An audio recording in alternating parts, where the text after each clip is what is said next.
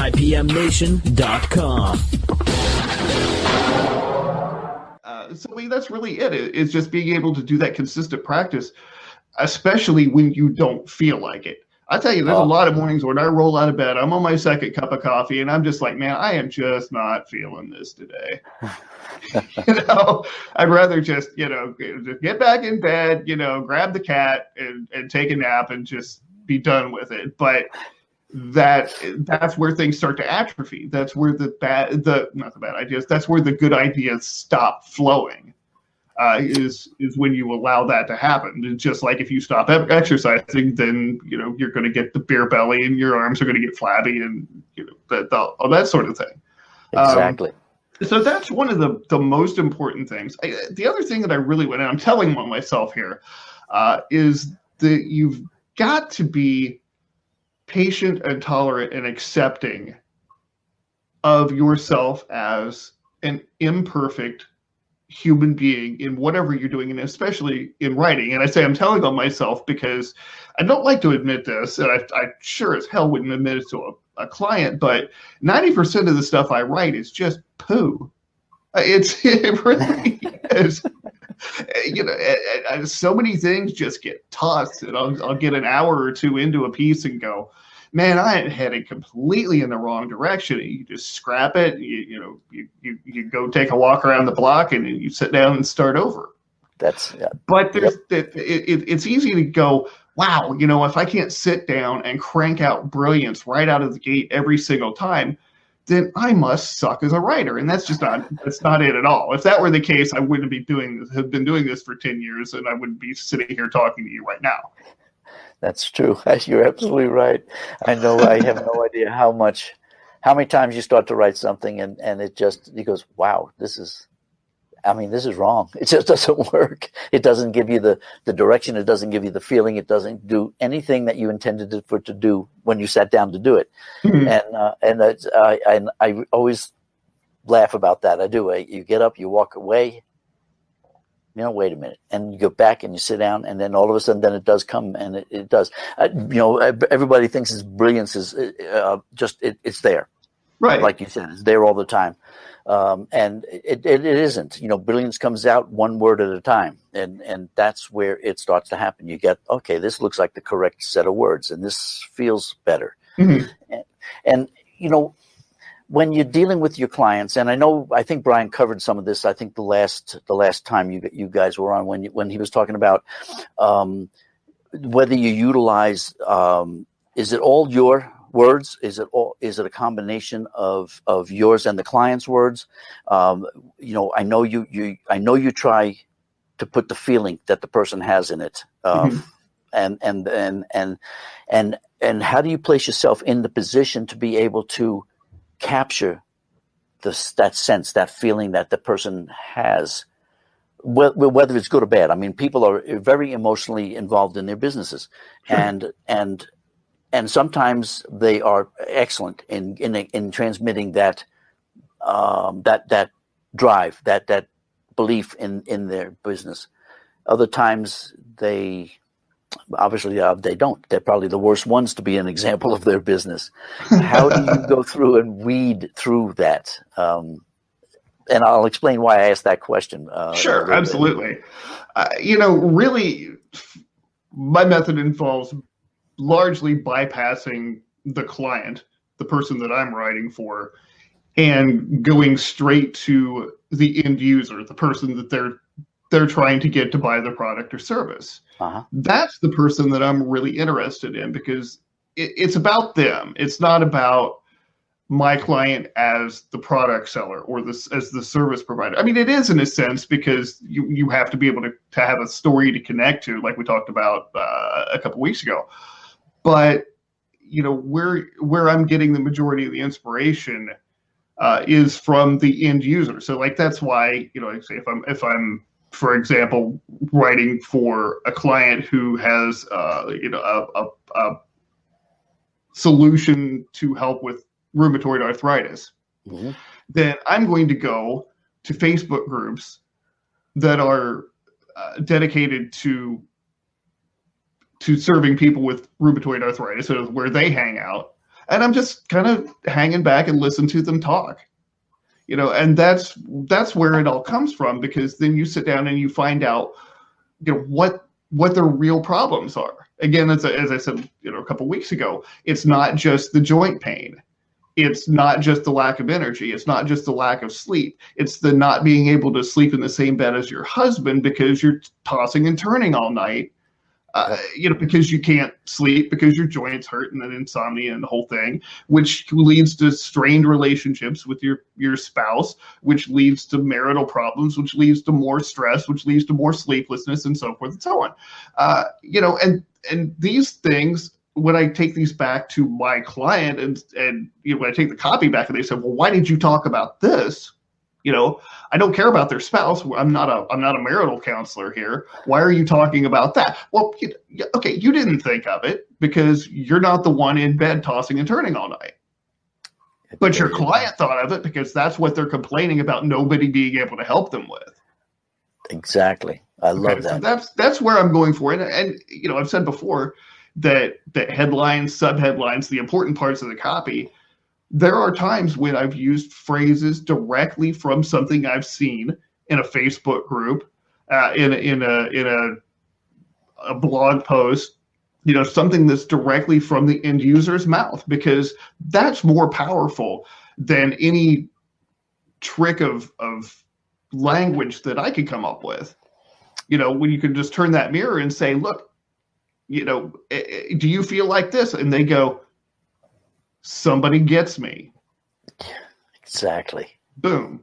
That's just it. So that's the very long-winded and convoluted answer to your question. At least I think.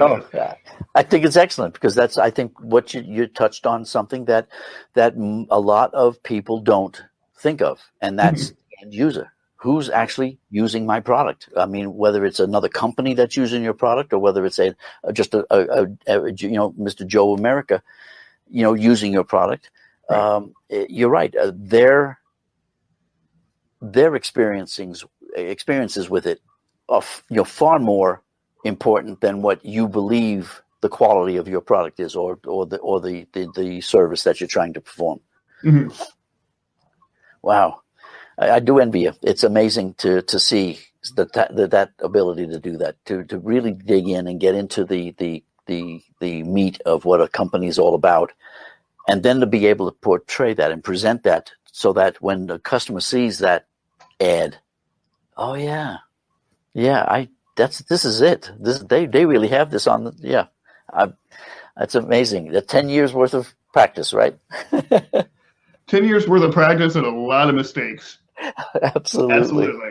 And I'm still learning. Every time I sit down to write a sales page, to write an email sequence, even to write a blog post for my marketing, I'm learning something new. I'm learning something new about myself, and I'm learning something new about how I fit in with the world around me, and how I can better serve the world around me.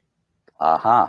So, and it's that curiosity that drives that growth. I've talked about the curiosity thing before, but it's just always like wanting to know, how can I do this better? How can I create a more authentic connection?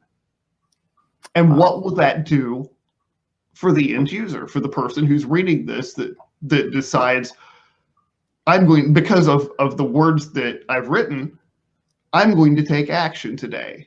I've lived with this problem long enough. I'm going to take action, and I'm going to improve my life. And in some cases, I'm even going to transform my life. That's it. And John says it here. He says, Lee is magical with the words. Thank you. Magic. So that's it. The magic is there. I love it. Oh, Lee, that's fabulous. Yeah. That's right. Like you and I were talking a little bit ago about, clients come in and going, well, tell me your whole process. Yes. I don't like that, because I'm like, first of all, that's what's in Sales Copy Academy. And second, as far as you're concerned, if you're paying me to write copy, I'm just kind of going off to my magic cave and doing my little magic things and coming back and going, ta-da!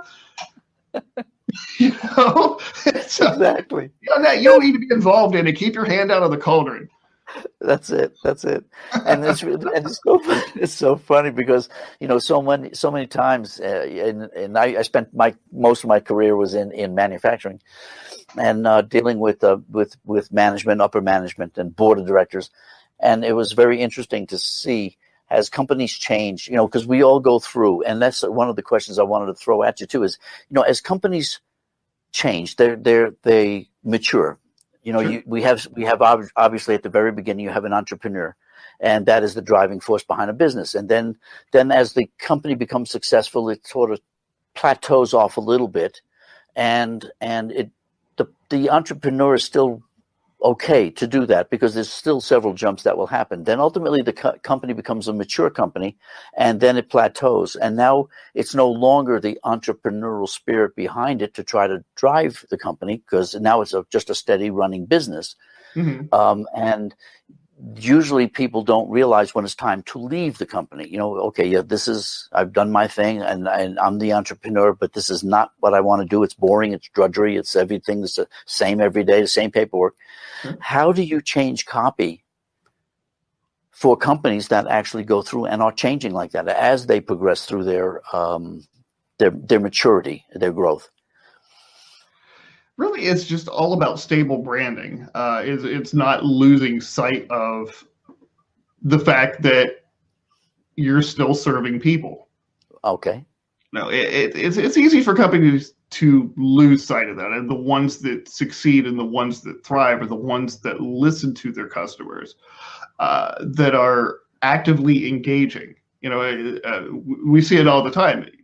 Companies that if somebody leaves a negative review on Facebook, complaining about their services or complaining about the rep that they dealt with and so forth, the companies that are thriving today are the ones that are taking that feedback to heart and not saying, no, you're wrong, but saying, hey, let's take this off Facebook.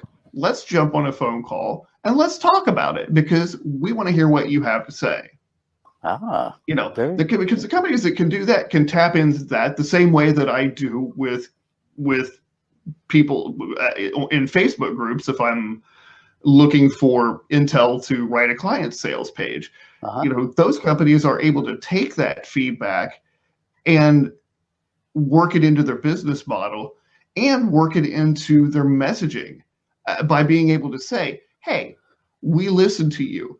We thought we knew that what you wanted, and at one time we did, but guess what? We've been talking to you guys. We've been listening to your feedback, and we've found out where we're missing the mark. And here's what we're doing to correct it. Here's what we're doing to serve you better. Here's what we're doing to be a resource.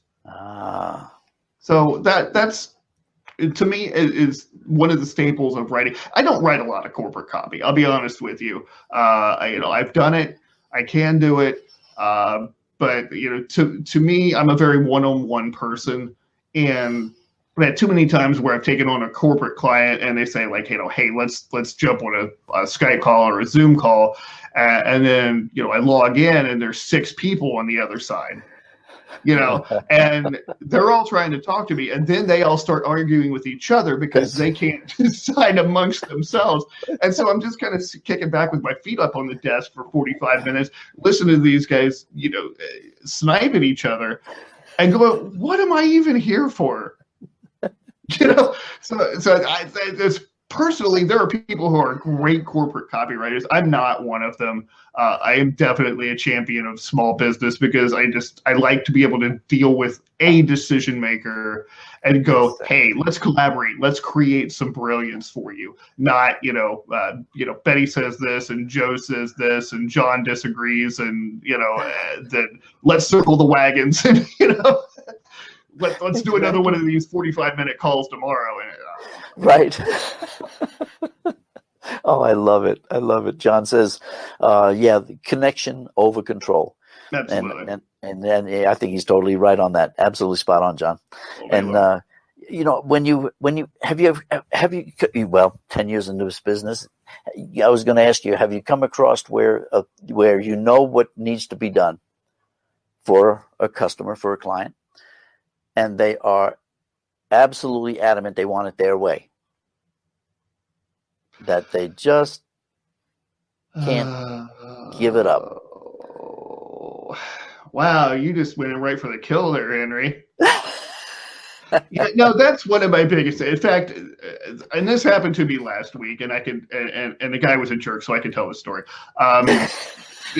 So the guy just is blowing up my Skype, and he's, we got to talk right now. Oh. And like usually that's a big red flag that if somebody's in a big hurry that they're not interested in quality. But I'm like, okay, fine. He was a referral. I at least got to talk to the guy. So he spends 45 minutes talking about a project, and I give him a quote, and he's like, well, okay, let me go look at your samples and so forth. So then the next morning he does the same thing, except he's like, hey, I want to ask you about a different project. Okay, great. Thanks for wasting 45 minutes of my time yesterday on the project you didn't want done. And then he says, I've got this fantastic sales letter. It is the greatest thing since sliced bread. I wrote it myself. And I'm like, great. Good. What are you telling me for? He says, it's not converting. Meaning, in layman's terms, for those of you out there, converting means turning a lead into a sale. Okay. So he's got the greatest thing in the history of things, but it's supposed to be sales copy and it's not generating any sales, right? So I'm like, okay, and I look at this thing, and it's about 13,000 words, which is way more than anybody's going to sit down and read. That's like what, a quarter of a novel or something? Just sit down and read a quarter of a novel so I can sell you something. Okay, and I go through it, and I'm like, look, okay, we're gonna take this thing and we're gonna scrap it and we're gonna start over, and here's how much it's going to cost, and here's how long it's going to take. And he says, no, you're not messing with my copy.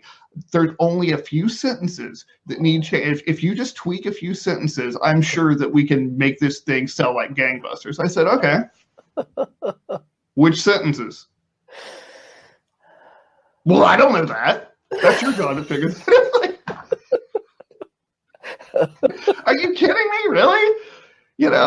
It's that being married to your own creation, and we get into that as copywriters too. When I've written sales pages that I'm like, man, this is the most fabulous thing I have ever written. This thing is going to crush it with my client. And then like 3 weeks later, and they're like, what's wrong with you, Lee? Man, that thing didn't sell a thing, man. There's like crickets out there. And I go, I really like that copy too. But then you just got to swallow your pride. Yep. You got to send the ego on vacation and just go, okay, let's look at the objective facts. It didn't work. It didn't connect. It didn't resonate. It didn't tap into emotions. That's it. It happens. Yes, and you just got to forgive yourself and go on. Yes, I love it. And it really is true. I mean, even with just dealing outside of copy and dealing with people in general, mm-hmm. In having people control you and your whole life being determined based on what somebody says about you or what they make you feel like. Mm-hmm. You're right. I think it's understanding that, yes, sometimes it doesn't go smooth. Sometimes it's not quite right, even though you thought it was perfect. It's okay. It's okay to have that. That's not the issue. The mm-hmm. issue is how we react to all of that. And I think that's exactly appropriate. Swallow your pride.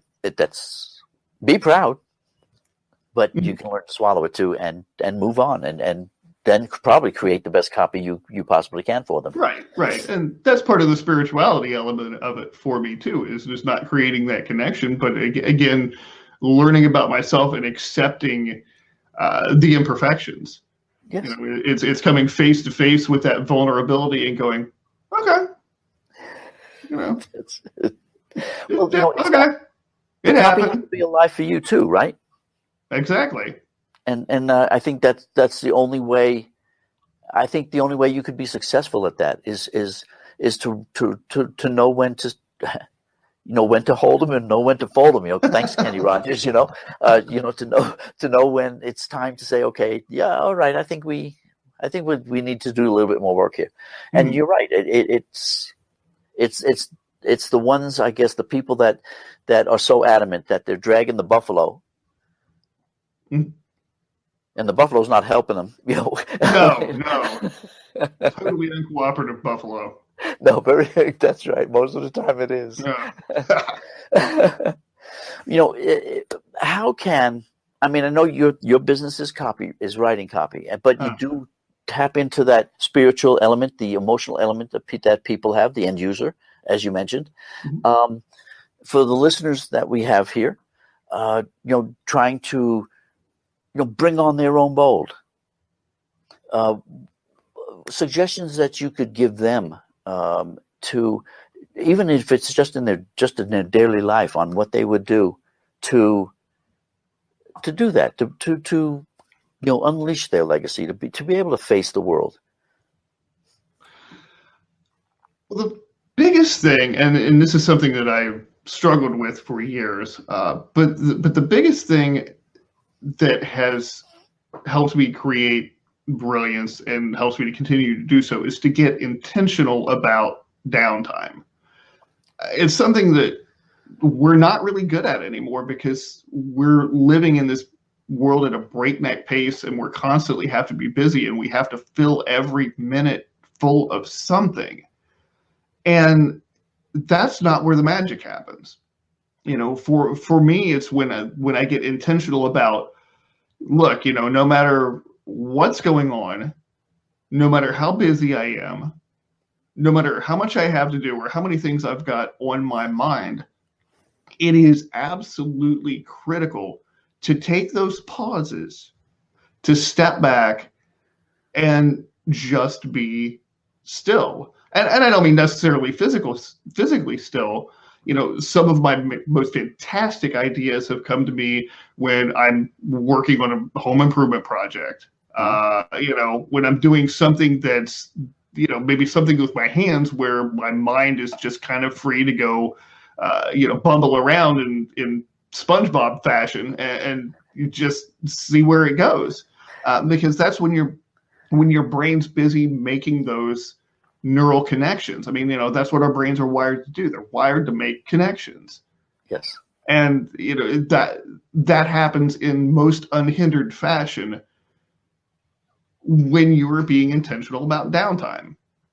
So, and like today, I've had some people ask me, why do you do your own? Right now, I'm refinishing my kitchen cabinets, which is, it's so far it's been a 6-month process, and my wife says I'll be happy that if these are done by this time next year, right?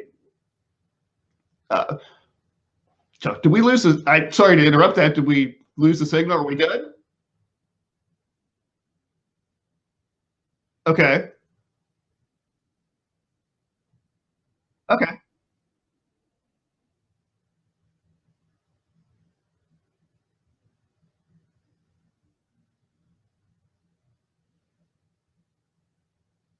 Okay. Okay. Well,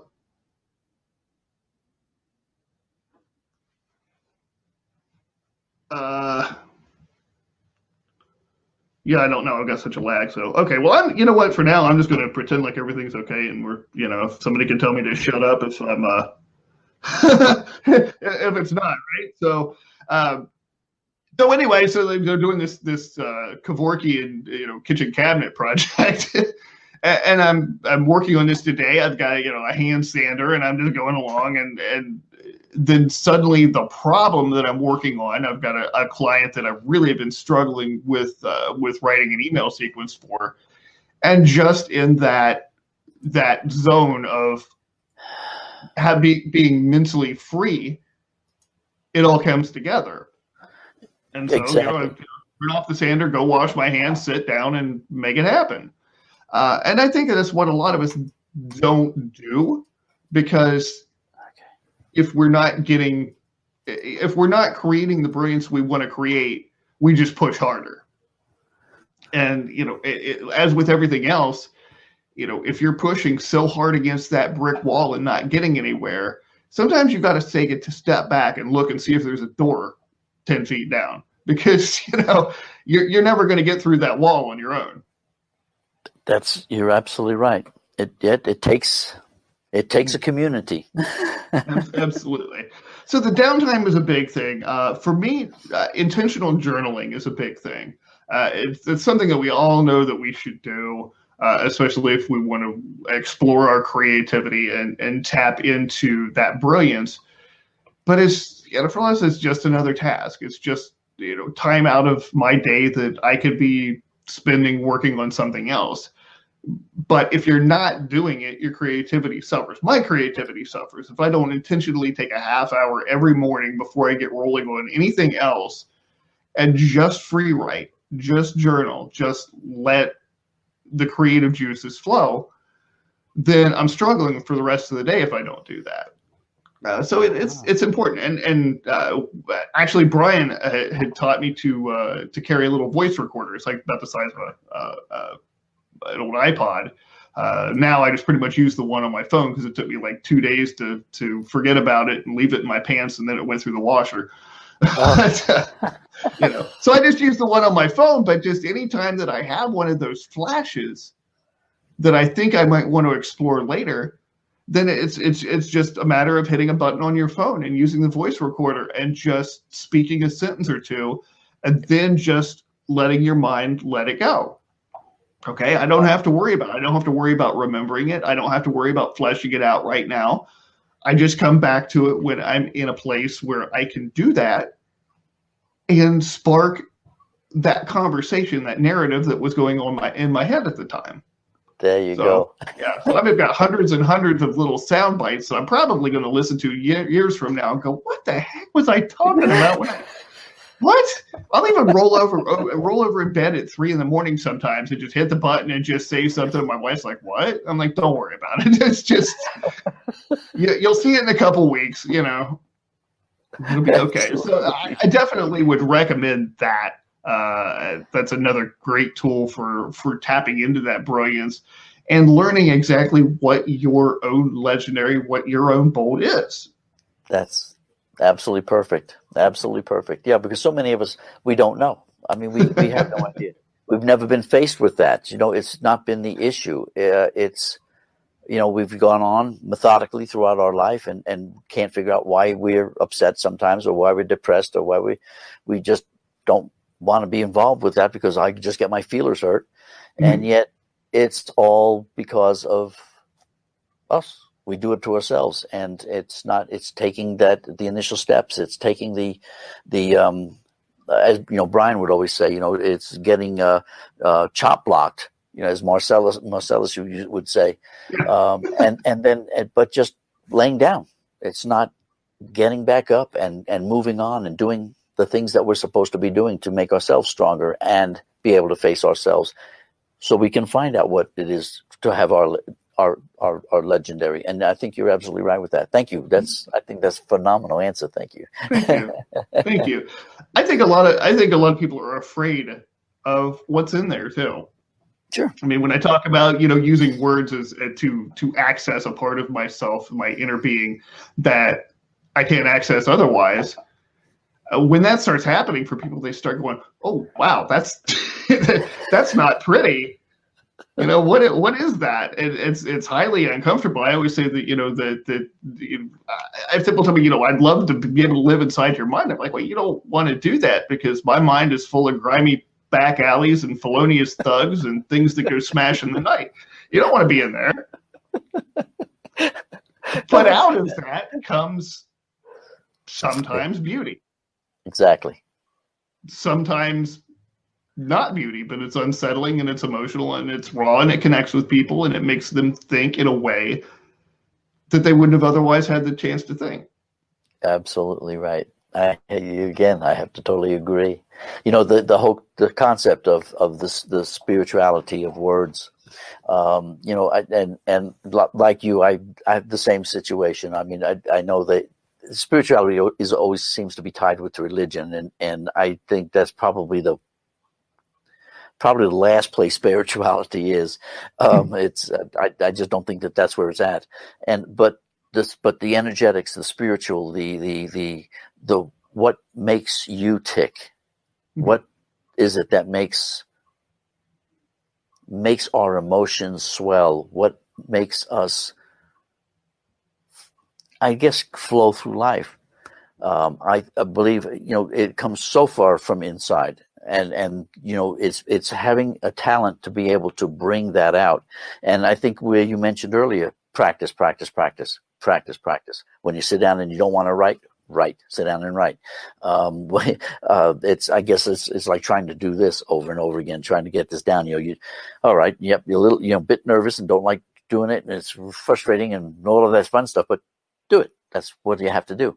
And so the direction that you send people, the directions that you would like to see people go, what you would like to see people accomplish for themselves, not just for the business owner, not just for the sole provider, but where is it that you like to see people be able to do for themselves?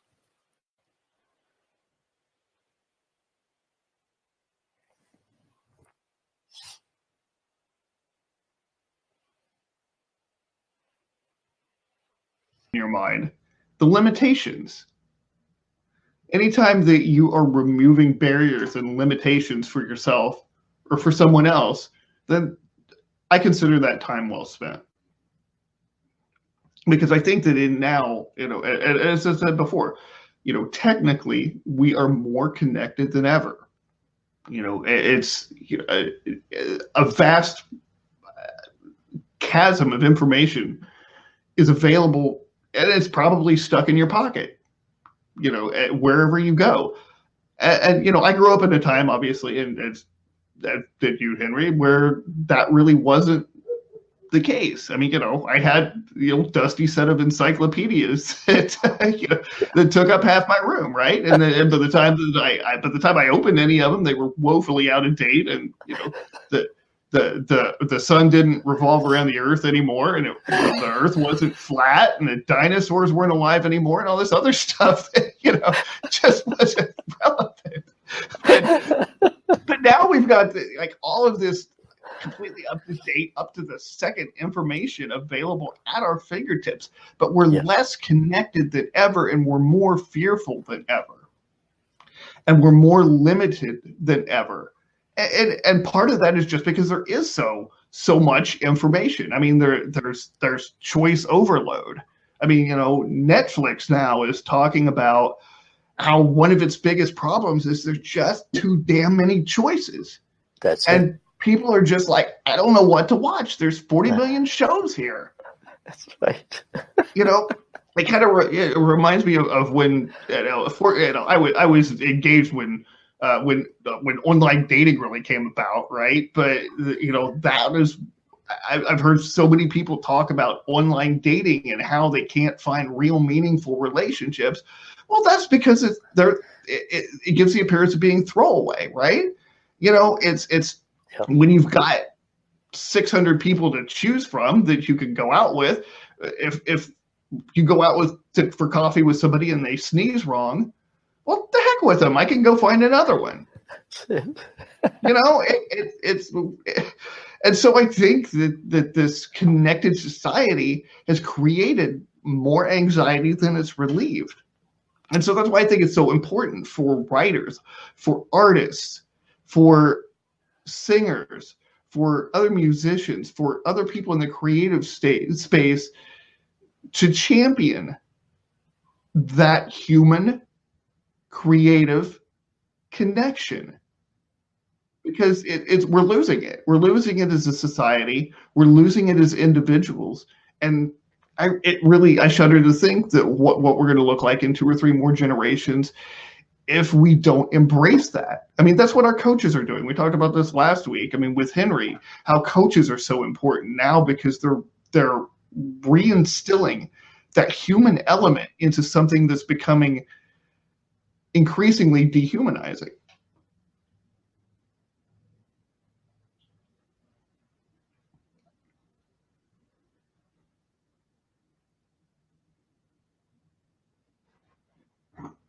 Right.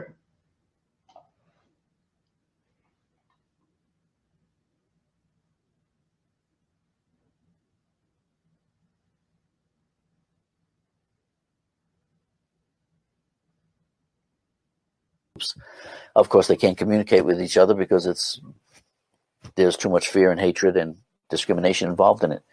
And I think you're right. And I was kind of curious, the technology, which makes it so much easier for us to communicate, but we communicate on such a superficial level anymore, where it's not the deep-rooted, the handshake, what was meaningful as we grew up. It's no longer that. It's very superficial. It's almost like platitudes now. And I mean, I guess you do that with the texting, OMG, it's there's so much lost in all of that, I think. So if there's something that you would like to do, Lisa, we have about 8 minutes to the hour. Any things that you would like to get out there for the folks that are watching and listening that you feel would be really important for them to start pondering? Let's put it that way. Absolutely. As I was saying, you don't have to be Hemingway to create change, to create transformation, and to create connection, whether you're writing, whether you're creating visual art, whether you're creating the art of conversation. It's not something where you have to be perfect at it and then go do it. I think some of us have so much of that vulnerability issue inside of us that we're afraid that we're going to be judged if we're not perfect. And so we don't do it. We don't dare tap into our own brilliance because of what somebody might say, of what somebody might think, of what somebody might do if they think we're wrong. And I've been as guilty of this as anybody. It might come as a shock to you, but I was kind of like the little skinny nerd kid in school. Even though I had visions when I was like 14 of being a pro wrestler when I grew up because I was watching WWE. What you gonna do when these 13-inch pythons come down on you? It just doesn't have the right ring to it, right? But so I was the small kid, and I was also the smartest kid in class or whatever. In first grade, I was I was in the town newspaper on the front page because I was reading at a high school grade level and or whatever. So which is great from an academic standpoint, but from a social standpoint, it meant that every time I turned around, I was looking at the inside of a trash can with my feet in the air. Or getting shoved in a locker, or just having the crap kicked out of me, however it works. So I learned from a very early age that other people are to be feared. Okay. And that's something that I carried with me well into adulthood. I think a lot of us do that in different ways. We're still carrying those old fears. Somebody who was overweight as a child, and even if they have the perfectly proportioned body as an adult, they're still carrying that old fear around with them. Of the name calling and the exclusion and the derision, and part of that creative process is not getting rid of that, but diving into it and learning to accept. And by accepting, we let go.